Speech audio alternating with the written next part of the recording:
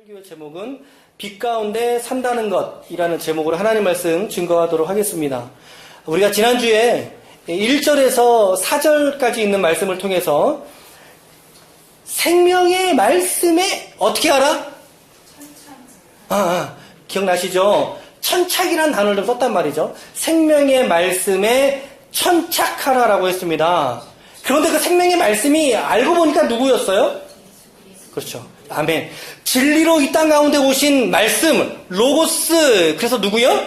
예수님이었습니다. 그래서 생명의 말씀에 천착하라는 말씀의 의미는 곧 뭐였습니까? 예수 그리스도에게 집중하는 인생이 되자라고 말씀을 드렸어요. 천착이라는 단어가 어느 한 가지의 사건과 일을 이해하기 위해서 깊게 파고 연구하다는 뜻이었죠. 이제 이에 이어서 오늘 말씀은 생명의 말씀을 이제 뛰어넘어서 하나님의 존재의 속성 중에 아주 강력한 한 가지의 교리를 선언하고 있어요. 하나님의 속성을 선포하고 있습니다. 그게 뭐죠? 하나님은 빛이시다는 거예요. 하나님은 빛이시다. 우리가 요한일서 개관하면서 하나님은 사랑이시니라. 요한일서 4장 7절과 8절 말씀으로도 우리가 함께 봤지 않습니까?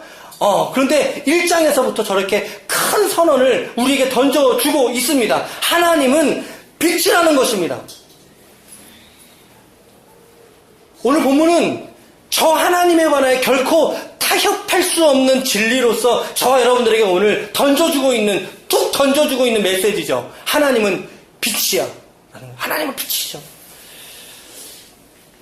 오늘 말씀을 잘 보시면 우리가 그에게서 듣고 너희에게 전하는 소식이 있어. 근데 그 소식이 뭐라는 거예요? 하나님은 빛이셔라는 거죠. 그러기에 그에게는 어두움이 조금도 있을 수 없다는 거죠. 왜? 빛이시기 때문에 없다는 거죠.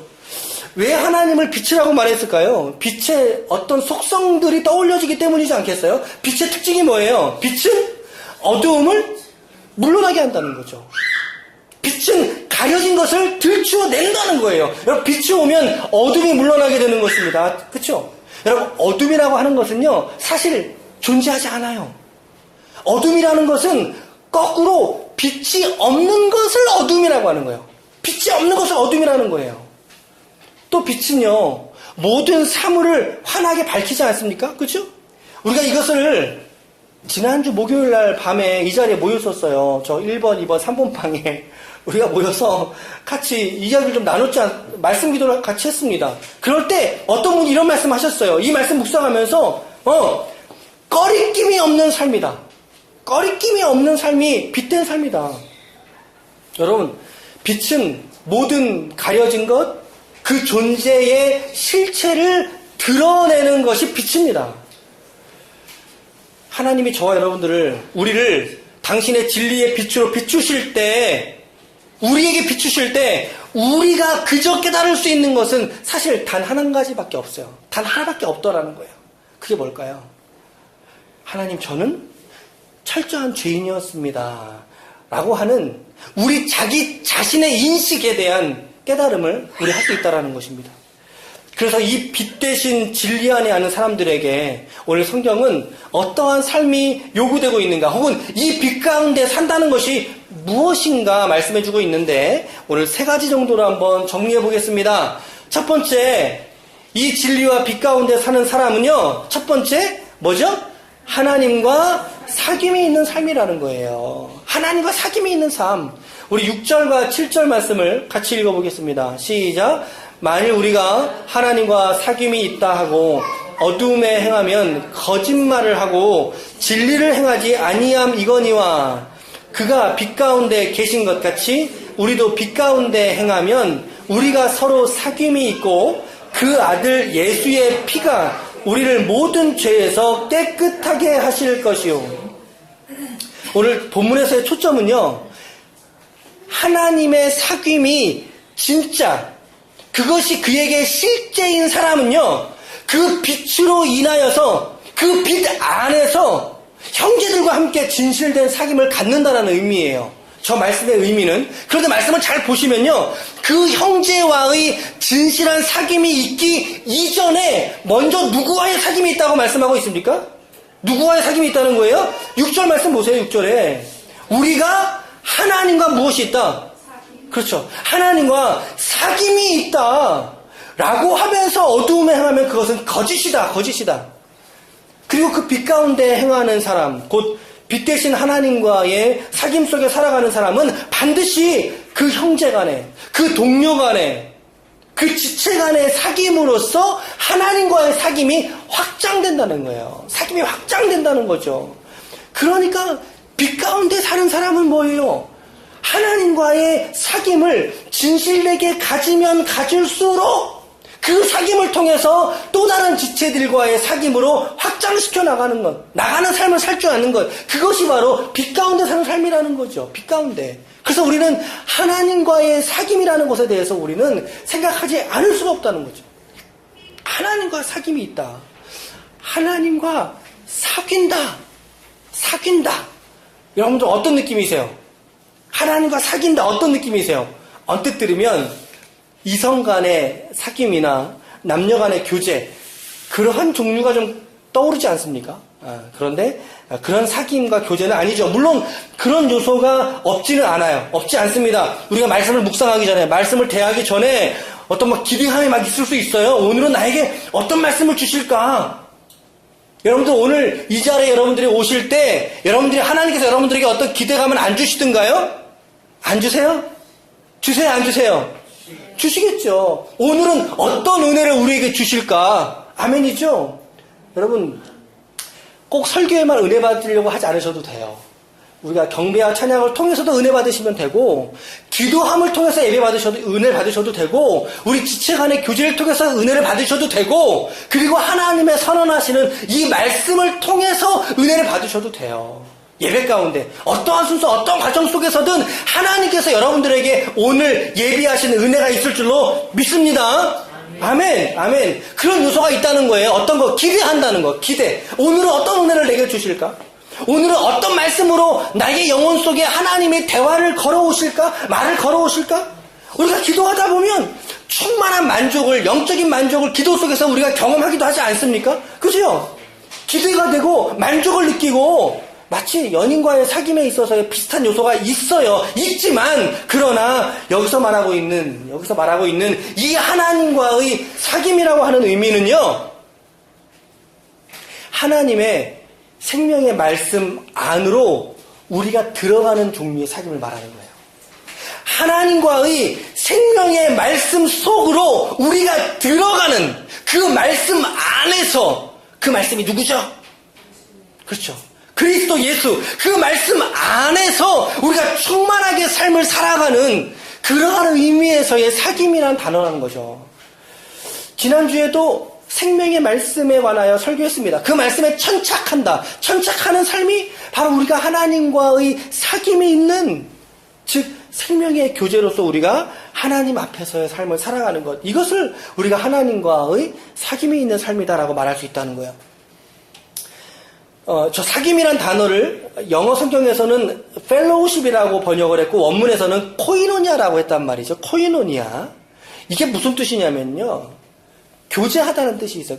여러분 코이노니아 들어보셨죠? 코이노니아. 교제하다는 뜻이 있어요. 그리고 우정을 나누다는 뜻이 있어요. 우정을 나누다.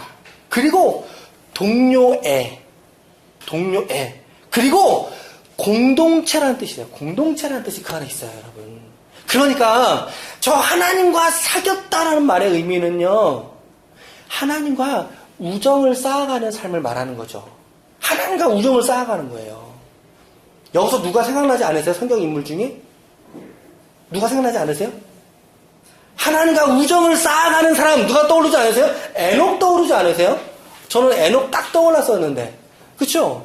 그가 365년을 살면서 하나님과 함께 동행함으로 이 땅 가운데 하나님이 그를 데려가시잖아요. 그렇죠? 하나님과 동행하는 사람, 하나님과 깊이 사귐을 한 사람, 에녹이 떠올랐어요. 하나님과 영적으로 교제하고 더 나아가 좀 이런 표현이 좀 어색할 수도 있는데 하나님과 공동체가 되는 거예요. 하나님과 여러분이, 하나님과 그 하나님 앞에 독자로 서 있는 내가 하나님과 공동체가 되는 거예요. 이거를 사귐이라고 말하는 거예요. 이거를. 여러분들에게 질문할게요. 여러분들은 하나님과 서로 사귀고 계십니까? 여러분들은 오늘 하나님과 사귀고 계십니까? 이게 좀 간지럽죠. 그렇죠? 사귀고 있다. 바꿔 말할게요. 여러분, 하나님과 영적으로 친밀하게 교제하고 계십니까? 그 말이에요. 하나님과 여러분들만의 우정을 쌓아가고 계십니까, 여러분? 우정을 쌓고 계세요? 하나님과 오늘 이 시간 우리가 공동체가 되어 살고 계십니까, 여러분? 하나님과. 이거 편한 질문인데, 어쩌면 좀 달콤한 질문인데, 그런데 대답은 쉽지 않을 수도 있어요.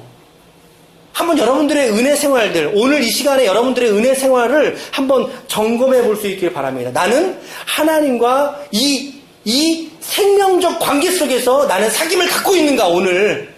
응? 하나님과 사귀고 있는가? 하나님, 저는 정말 하나님 없으면 안 돼요. 라고 여러분 하나님에게 말씀할 수 있어요?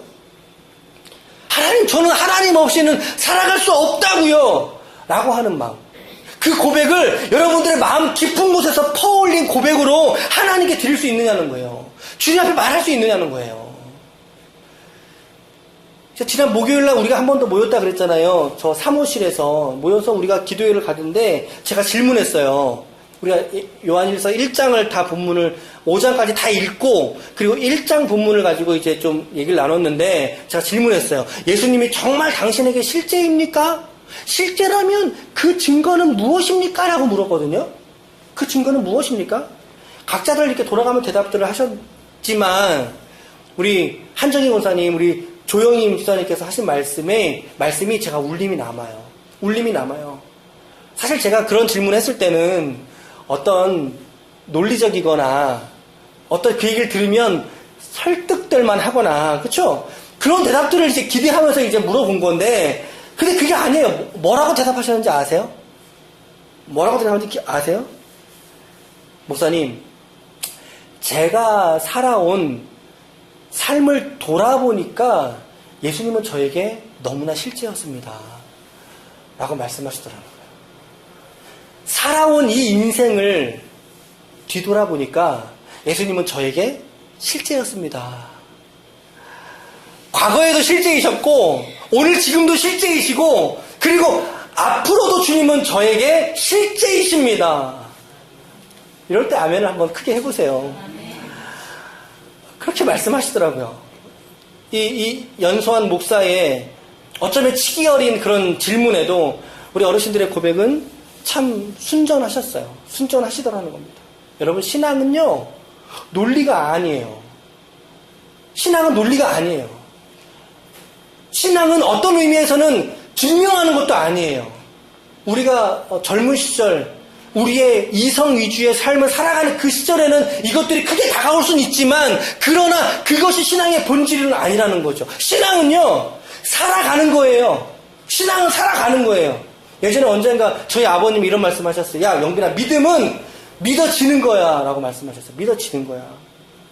그런 거예요. 하나님과 함께, 예수 그리스도와 함께, 그리고 그가 보내신 그의 영이신 성령 하나님과 함께 오늘이라고 하는 이 시간을 그분과 함께 공동체가 되어서 살아가는 것. 그것보다 더 큰 논리는 없어요. 그것보다 더 큰 설득은 없다고요. 더 무엇은 없어요, 여러분. 여러분들에게 동일하게 우리는 묻고 싶어요. 지난 한 주간 여러분들의 삶, 여러분들의 생활의 현장 속에서 여러분들은 하나님을 인식하면서 살아가고 계셨습니까? 하나님을 인식하며 사셨습니까, 여러분? 그분과 함께 발걸음을 떼면서 그분과 함께 동행하면서 사셨어요? 나의 결정을 하나님의 지도를, 성령님의 지도를 받기 위해서 나의 결정을 보류하고 하나님께 기도해 보셨어요, 여러분? 기도해 보셨어요? 그 성령님을 따라가면서 살려고 노력해 보셨냐는 거예요. 이런 질문 앞에 우리가 아멘! 저 너무나 아멘이에요. 너무나 아멘이에요. 그 아멘 할 수 있을 때 그 삶이 하나님과 사귐이 있는 삶이에요, 여러분. 그 삶이 빛으로 산다는 삶이 바로 그 모습이라고요. 그 모습이라고요. 근데 이런 거 하나도 없는데, 이런 하나님과의 우정도 없고, 하나님과 동행도 없고, 하나님과 공동체로 살아가지도 않는데, 내가 하나님과 사귐이 있다라고 말할 수 있을까요? 아니죠. 그럴 수 없죠. 우리 가운데 양심이 있다면 우리는 그렇게 말할 수 없을 거라는 거죠. 여러분, 빛 가운데 사는 것은 하나님과 교제하고 영적으로 하나님과 친밀한 사귐이 있는 삶을 말하는 줄 믿으시길 바랍니다. 바랍니다. 두 번째로요, 빛 가운데 사는 것은 두 번째로 시작, 날마다 죄사함의 은혜를 누리는 것. 네. 죄사함의 은혜를 누리는 삶을 말하는 거예요. 우리 8절부터 10절 말씀을 같이 읽어볼게요. 시작. 만일 우리가 죄가 없다고 말하면 스스로 속이고 또 진리가 우리 속에 있지 아니할 것이요. 만일 우리가 우리 죄를 자백하면 그는 미쁘시고 의로우사 우리 죄를 사하시며 우리를 모든 불의에서 깨끗하게 하실 것이요. 만일 우리가 범죄하지 아니하였다 하면 하나님을 거짓말하는 이로 만드는 것이니 또한 그의 말씀이 우리 속에 있지 아니하니라.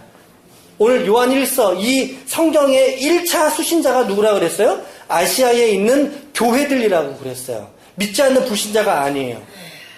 이미 예수를 그리스도로 믿는 공동체에 저 서신을 보낸 거예요. 그러니까 지금 저 8절, 9절, 10절에서 나오고 있는 죄라고 하는 것은요, 저기서 말하고 있는 죄라고 하는 것은 우리가 회심을 하잖아요. 회심할 때 돌이켜서 이제 예수를 나의 구주로 믿는, 그래서 그 순간 나의 죄가 사하여지고 우리에게 그리스도의 의가 전가되어서 나의 죄는 감추어지고 그리스도의 의가 전가되어지는 그러한 근본적인 원죄로서의 죄를 말하는 건 아니에요. 저기서 말하고 있는 죄는, 여기서 말하고 있는 죄는 우리의 생활에 있어서죠. 우리의 삶에 있어서 우리가 늘 실수하고 늘 넘어지고 우리로 하여금 낙심하게 만드는 지점들이 여러분 있지 않으세요? 여러분들 안에 그러한 죄의 지점들이 있지요. 그렇죠? 우리가 아무리 진실한 신자라 할지라도 우리의 삶에서 범하게 되는 죄들이 있다고요. 그걸 무슨 죄라 그래요? 세 글자로? 그걸 무슨 죄라 그래요? 그렇죠. 자범죄라 그런다고. 자범죄. 날마다 짓게 되는 생활의 죄를 의미를 하거든요. 예수님이 십자가에 달리시기 전날 밤에 제자들을 불러다 놓고 만찬을 하시면서 그들에게 무엇 해주셨죠? 그들의 발을 씻겨주셨어요. 기억나시죠? 그때 베드로가 예수님에게 뭐라고 했는지 기억나세요?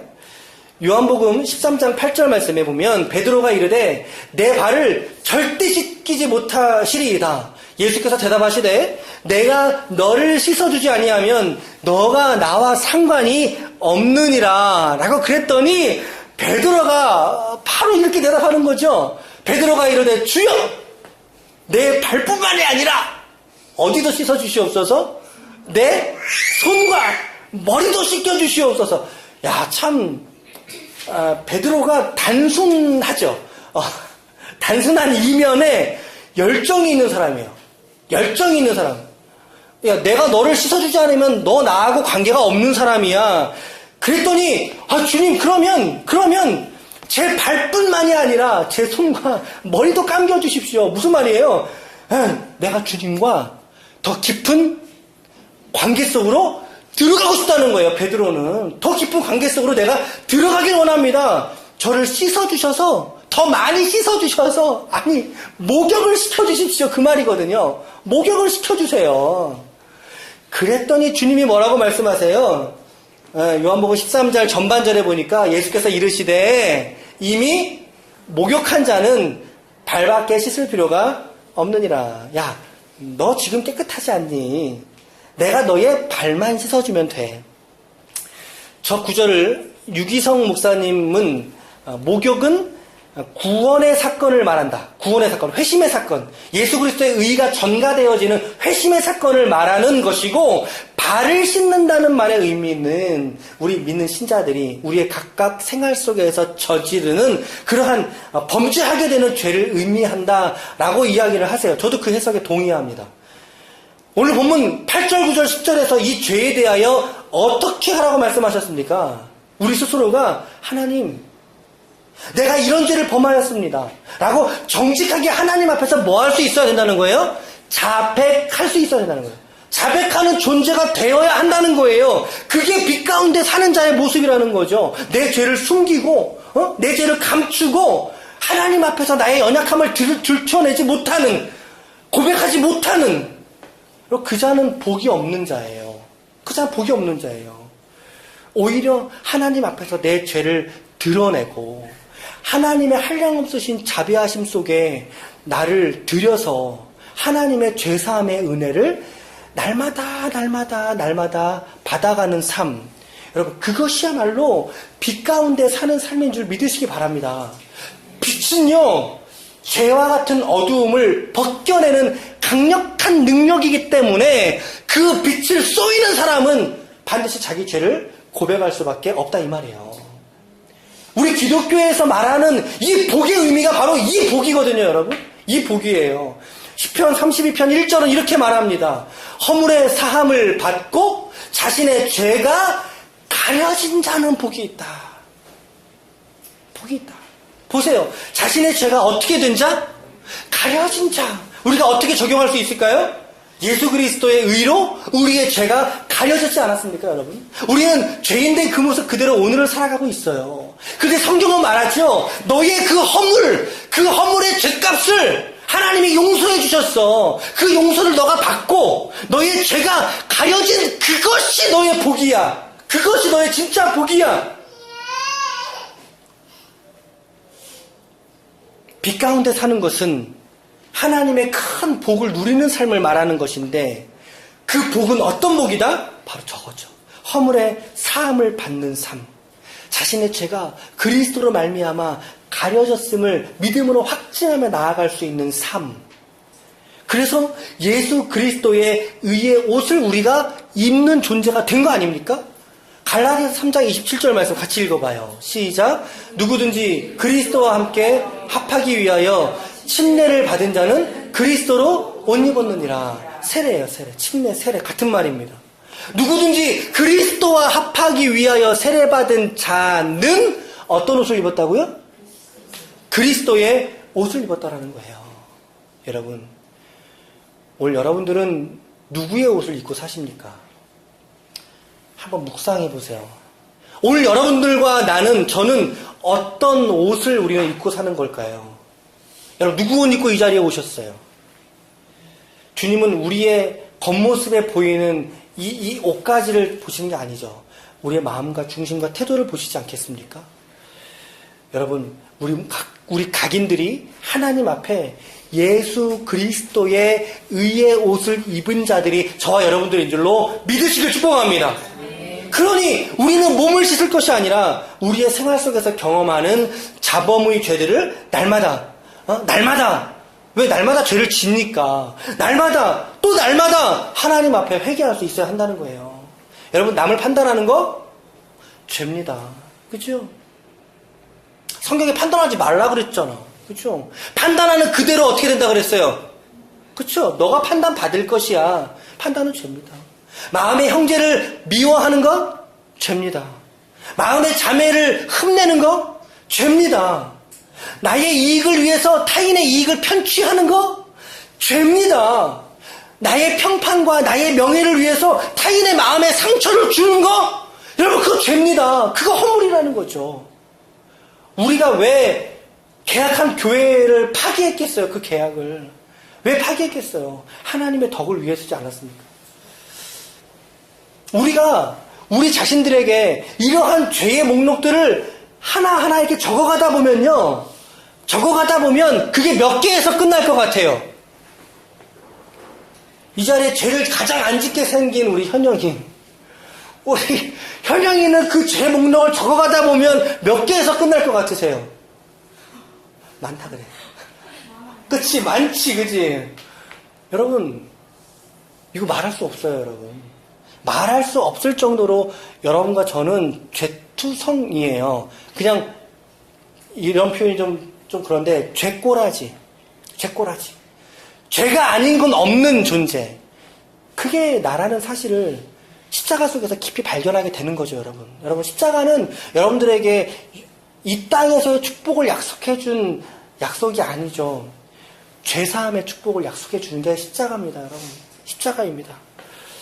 하나님, 저는 너무나도 확실한 죄인이었습니다라고 하는 것을 십자가에서 밝히 비추시는 하나님의 빛으로 말미암아 우리들을 깨달을 수 있다는 것, 깨닫게 되더라는 거예요, 여러분. 깨달으며 살아가는 삶이 신앙생활이듯이. 그래서 10절 말씀에 저렇게 말씀하고 있어요. 시작.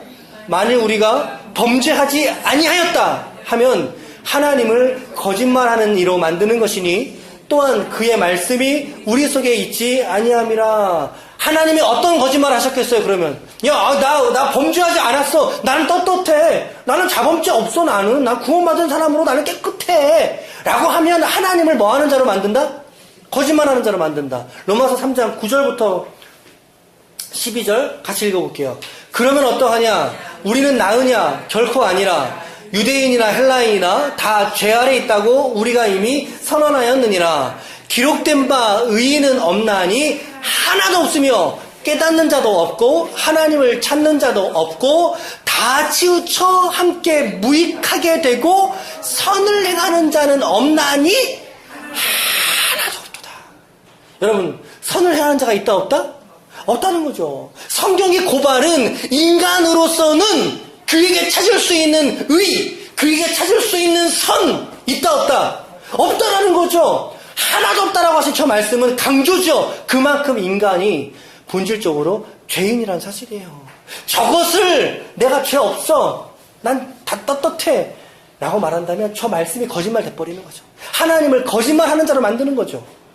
아무리 예수님 동생이라고 칭찬받는 사람이라 할지라도요, 여러분, 그 사람 한꺼풀만 까고 들어가면 우글거리는 죄의 습관과 더러운 죄의 습성이 그 안에 꿈틀거리고 있는 것을 우리는 아주 쉽게, 그리고 아주 빨리 깨달을 수 있게 되죠. 그거 볼 수 있게 되죠.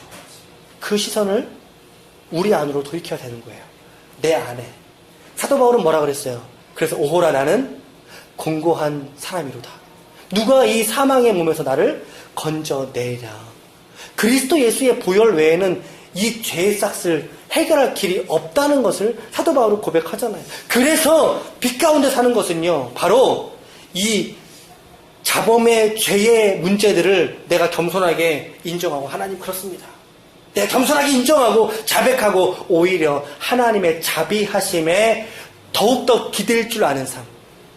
나는 계속 죄인이지만 더러운 모습을 갖고 있지만 그럼에도 불구하고 하나님의 자비하심에 기대고 십자가로 나아가는, 그래서 그 죄사함의 은혜를 역설적이지만 날마다 누리는 삶이야말로 빛 가운데 사는 삶이다라는 거예요. 이제 마지막 세 번째로는 빛 가운데 산다는 것. 시작. 복음 안에서 공동체로 사는 삶이라는 거죠. 복음 안에서 공동체로 사는 거. 성경책 있으신 분은 좀 보셔도 되는데 5절부터 10절까지 6절 읽었잖아요. 이 어간에 우리라고 하는 단어 몇 번 쓰여졌는지 찾아보세요. 우리라고 하는 단어. 네. 몇 번 쓰여졌어요? 세고 계시는 거죠. 네. 유라야, 몇 번 쓰여졌어?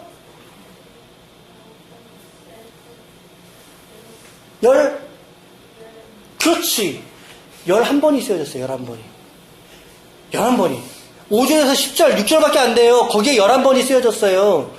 1절부터 4절까지는 몇 번이 쓰여졌는지 아세요? 9번이 쓰여졌어요. 아니, 아니잖아요. 9번이 쓰여졌어요. 10절의 어간에 사도 요한은 우리라고 하는 단어를 무려 20번이나 사용하고 있다.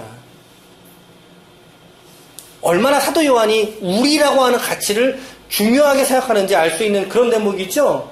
그런데 특별히 이 공동체, 우리라고 하는 단어를 사용한 이 공동체의 특징이 있는데 그 특징이 뭐냐면 한 가지예요. 뭐냐면 죄를 서로 고백하는 공동체라는 사실이에요. 이 공동체는, 우리라고 하는 이름의 이 공동체는 죄를 서로 고백하는 공동체라는 거예요. 7절 말씀 보세요. 7절에 보면 그 빛 가운데 계신 것 같이 우리도 빛 가운데 하면 우리가 사귐이 있고라고 말하죠. 사귐. 8절, 9절, 10절은 우리라고 부르는 이 공동체가 반드시 지향해야 되는 접점이 있는데 그게 뭐냐? 믿음의 공동체는 빛 가운데 사는 공동체는 죄 고백의 공동체여야 한다라는 거예요. 죄 고백의 공동체. 여러분, 교회는 정치 집단이 아니에요. 맞죠? 맞죠? 교회는 정치 집단이 아니에요. 교회는 레포츠 동요회가 아니에요. 맞죠? 맞대. 교회는요, 구제 사업하는 단체도 아니에요. 맞죠?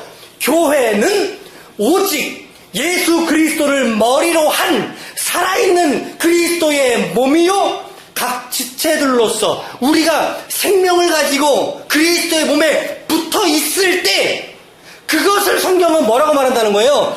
교회라고 부르는 거예요. 그것이 교회예요, 여러분. 그것이 교회. 그리고 그 교회 안에 있는 성도들을 공동체라고 말하는 거예요. 공동체.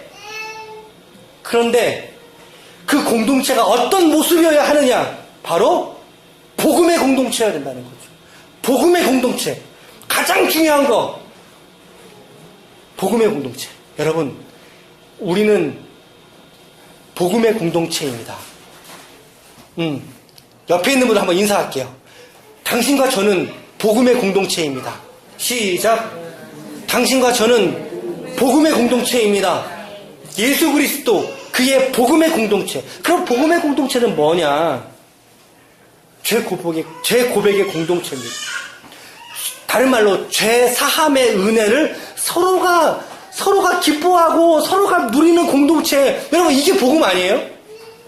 응? 생각해보세요. 이게 복음 아니에요?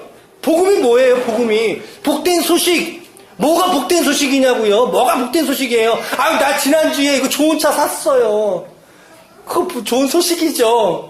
나 지난주에 이렇게 좋은 집 살고 좋은 차 샀어요. 좋은 남편이 되고 좋은 아내가 되고 좋은 자식이 되고. 여러분, 그게 정말 복된 소식일까요? 세상에서 그것은 좋은 소식이에요. 맞아요. 세상에서는 좋은 소식이에요. 그런데 교회에서는 좋은 소식 아니에요. 아니에요. 교회에서 말하는 좋은 소식, 복음은 무엇이냐?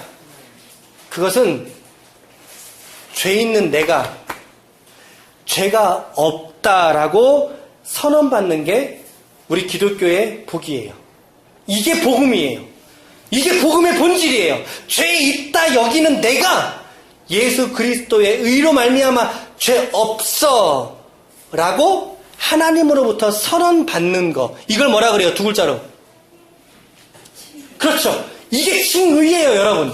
하나님 앞에 우리가 칭의 받는 사건, 이것이 기독교의 복음이라니까요. 이게 기독교의 좋은 소식이라고요, 여러분. 좋은 소식. 죄사함의 은혜, 기독교의 복, 이것이 기독교의 복음의 핵심이죠. 그렇다면 이 기독교 교회의 공동체는 이 복음을 서로 나누고 공유하게 될 때 그때 비로소 세상과 구별된 공동체가 되는 거 아니에요? 한번 생각해 보세요, 여러분. 주님이 원하시는 공동체가 이런 종류의 공동체 아니겠어요? 복음의 공동체 아니겠어요? 그 복음이 뭔데? 죄사함의 선언이 복음인데. 그렇다면 죄 고백의 공동체로까지 나아갈 수 있어야죠. 그래서 그 공동체야말로 복음의 공동체예요. 그 공동체야말로 생명과 그리스도의 십자가가 나누어지는 그리스도가 중심된 공동체. 그것이 주님께서 우리에게 찾으시는, 저와 여러분들에게 찾으시는 기쁨의 교회의 공동체인 줄로 믿으시길 바랍니다. 아멘. 야고보서 5장 16절 말씀, 이런 말씀만 나옵니다. 그러므로 너희 죄를 서로 고백하며 병 낫기를 위하여 서로 기도하라 라고 말하고 있습니다. 서로 고백, 서로 기도하는, 저것이 기독교 공동체의 핵심적인 특징이죠. 저거 잃어버리면 아무것도 아닙니다. 교회는 아무것도 아닙니다. 저거 잃어버리면 교회는 동호회로 전락해버리고 마는 것입니다. 그리스도의 십자가의 보혈의 공로와 그 피의 능력으로 말미암아 새 생명을 얻은 자들의 공동체, 그 피로 하나가 된 자들이 바로 저와 여러분들이죠. 우리 기쁨의 교회의 공동체이죠. 공동체. 그래서 죄 고백의 공동체 말씀을 드렸으니까 앞으로 우리 소그룹 모임 할 때는 당신이 지난 한 주간 지은 죄가 무엇입니까?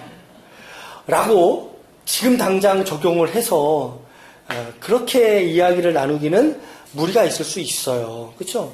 지금 당장 우리가 이렇게 적용을 하자, 그렇게 할 수 있는 수준의 이야기도 아니에요. 사실 준비가 돼야 되거든요. 네, 준비가 돼야 돼요.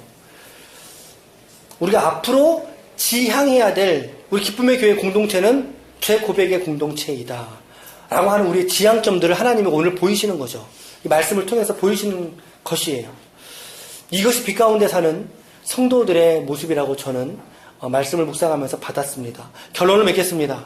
저는 오늘 빛 가운데 산다는 것은 무엇인가? 세 가지로 여러분들과 말씀을 나눴어요. 첫 번째 뭡니까? 하나님과의 사귐의 사건이 있다. 사귐, 깊은 영적인 교제와 친교. 여러분, 그리스도가 나에게 실제가 되는 사건, 하나님과의 사귐이 있다. 두 번째는 뭐죠? 죄사함의 은혜를 누리는 삶. 그래서 하나님 앞에 우리의 죄들을 자백할 수 있는, 그래서 우리의 죄를 의지하지 않고 죄가 많은 우리임에도 불구하고 끊임없이 누구를 의지해야 된다? 하나님을 의지해야 된다. 그리스도의 십자가를 의지하는 삶으로 나아가야 된다. 그것이 빛된 삶이다. 마지막 세 번째가 뭐였어요? 그렇죠. 복음의 공동체. 복음의 공동체로 우리가 살아갈 때, 그럴 때 바로 우리가 하나님 앞에 빛된 삶으로 드리게 될 줄로 믿습니다. 여러분, 나름대로의 적용들로 오늘 좀 결단하셨으면 좋겠습니다. 내가 어떻게 하면 하나님과 영적으로 사귈 수 있을까? 여러분 스스로에게 자문해보세요. 내가 자범했던 죄들을 어떻게 하나님께 고백하며 살아갈 것인가? 잠자리에 들기 전에 잠깐 기도를 한다거나, 혹은 화살 기도를 한다거나, 우리 공동체가 복음의 공동체가 되기 위해서 우리가 죄 고백만이 아니라 복음의 공동체가 되기 위해서 어떻게 하면 우리가 그리스도의 참된 공동체로 우리가 세워갈 수 있을 것인가? 이번 한 주간도 이렇게 주신 말씀을 잘 붙잡고 묵상할 수 있기를 바랍니다. 오늘도 이렇게 은혜 속에 주신 이 믿음으로 승리하면서 한 주간 나아갈 수 있는 하나님의 거룩한 기쁨의 종들이 다 될 수 있기를 예수님의 이름으로 축원합니다.